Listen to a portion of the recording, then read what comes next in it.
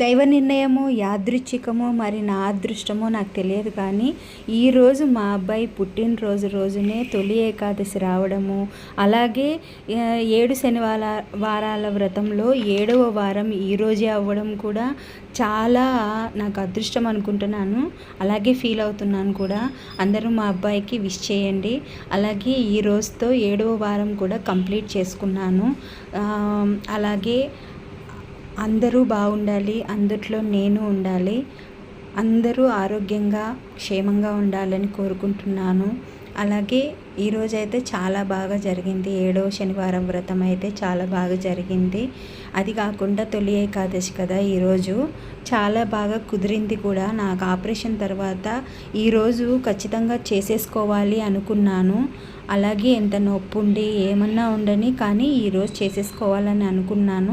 అనుకున్న వెంటనే అదే ఇదిగానే చేసేసుకున్నాను. అందులోకి నాకు అరటిపండ్లు ఇవి అయితే దొరకలేదు, కానీ ఏం చేయాలి అనుకున్న టైంలో నాకు బిగ్ బాస్కెట్ అయితే చాలా బాగా ఉపయోగపడింది. అందులో అయితే నాకు ఆర్డర్ పెట్టుకున్నాను. ద్రాక్ష అలాగే అరటిపండ్లు అవన్నీ కావాల్సినటువంటివి ఆర్డర్ పెట్టుకున్నాను.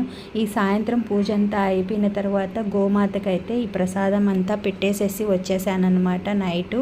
తర్వాత ఈ గోవిందనామ కోటి ఉంది కదా పుస్తకం తీసుకున్నాను, అది కూడా కాసింత రాశానన్నమాట. ఈరోజు స్టార్ట్ చేశాను, మంచి రోజు కాబట్టి. ఈ వీడియో నచ్చితే లైక్ చేయండి. ఈరోజు పుట్టినరోజు జరుపుకుంటున్న మా పెద్దబ్బాయికి తప్పకుండా అందరూ విష్ చేస్తారు కదా.